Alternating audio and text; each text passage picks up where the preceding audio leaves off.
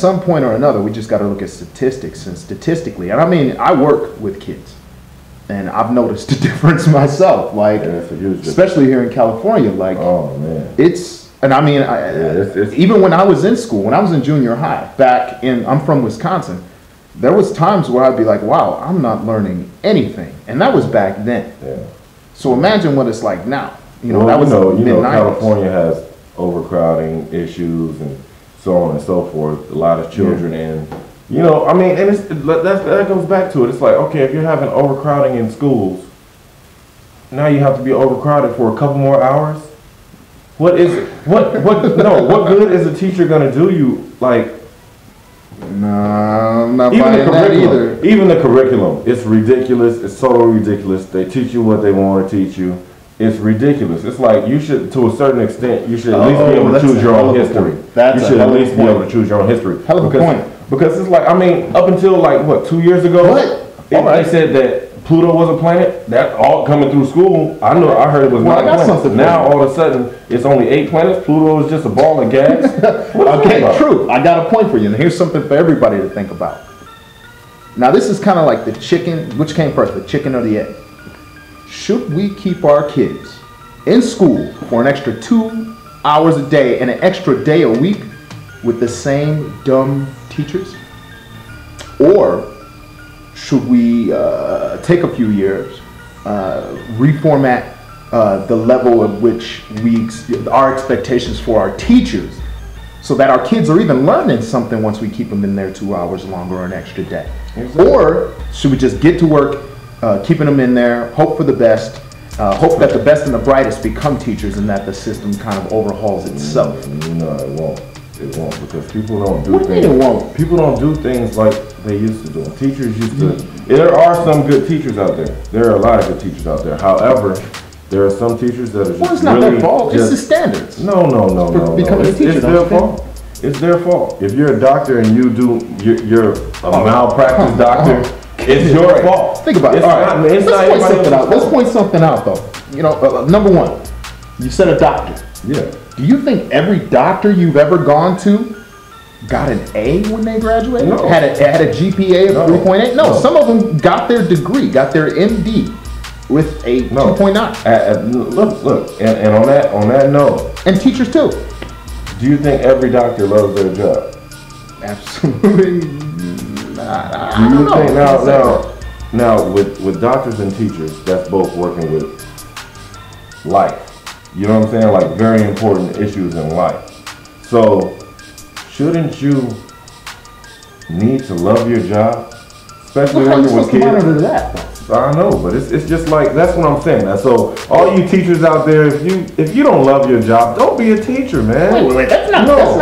Don't be a teacher because look, you are affecting the children. You are affecting upcoming Americans. Very valid. If you love your job, you're willing to put more into it. If you don't, you're going to do the bare minimum, and that's not acceptable.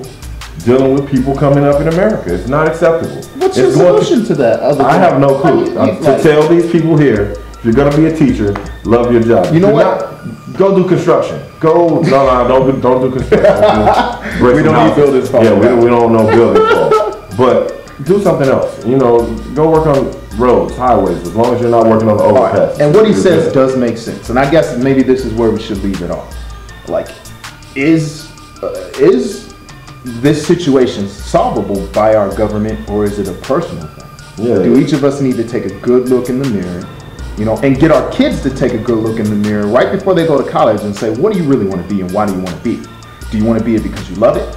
Or do you want to be it because it's stable? Or do you want to be it because you're scared to go after what you really want to go after? I mean, those are things we really got to look at. Is your family doctors, teachers? I mean, are they putting pressure on you? Because I know when I was in college, what I wanted to do was not acceptable. Like, everybody told me I needed a backup, and that, like, think about it. If people had told me that I needed a backup for what I really needed to do, and if you apply that to all the teachers out there, how many teachers do we have out there that are just doing their backup career? That's a hell of a thing. Do you want your child learning from someone who hates what they did because they couldn't do anything else? No way. No way, because that's when you get, oh, mom, the teacher doesn't like me. Yeah, right, the teacher, and you get that whole comp because it's happened. It's happened to me. I'm sure it's happened to you, where you just got a teacher that is the worst ever. They just hate you for no reason. And in college, I had that teacher. You know, and you're trying to let people know, like, listen, I can't do well in this class because of the teacher. The teacher's not giving me anything that I can work with. Like, I already know what she's talking about, she or he's talking about, and they're trying to tell me otherwise. I'm smarter than the teacher, basically, in this particular subject. However, you know, some teachers have basically like a Napoleon complex. You can't be smarter than me just because you can't be. And it's like, you need to be open-minded to be a teacher, because you need to be learning every day. If you're not learning every day, you're gonna run out of things to teach. And because, you know, people are learning faster and faster. Really we're in the information age. We're like at the top of the information age. So kids are, I mean, we're gonna get computers till when?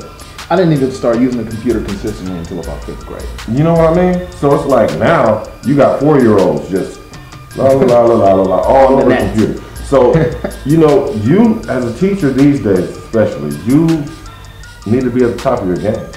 You know, you really need to be at the top of your game. So let's end it on this. Am I for Obama overhauling our educational system by keeping kids in school longer and adding an extra day of the week? I am. I want our kids to be smart. I want to keep up with the rest of the world, but I'm extra competitive, and that's just me. I do. I'm in the middle on this one, because no, you can't straddle the middle. I have to. You have to, because you have to look at the pros and cons. You have to look at the pros and cons. Like I said, like I keep bringing up, the U.S. economy, it's all bad right now. He's like the teachers. Look, it's like the teachers. The U.S. economy is all bad right now. Teachers. But at the same time, these teachers need to know more. I mean, in these days and times, they need to know more. Like, people don't take pride in their positions anymore. There are certain positions in the U.S. workforce, in the world workforce, where you need to take pride in what you do. If you don't, how is anybody supposed to take pride in showing up to your class? If, you know what I'm saying? It's like you're not together. You got papers everywhere. You just say, do this assignment here, and it makes no sense. So I got to be in the middle on this one. I think, what about having teachers go to school until they get PhDs? All teachers. And they will know, so they'll know something. Okay, on that note, he's going way overboard. Yo, thanks for joining us with Conversations on the Couch. Yeah, please message back and let us know what you think. We'll talk about it on the next show. Supersize Leroy Green. On T Hard. Check out the videos. Subscribe. All of that. 5 stars, baby. Can't wait to hear from you. Peace.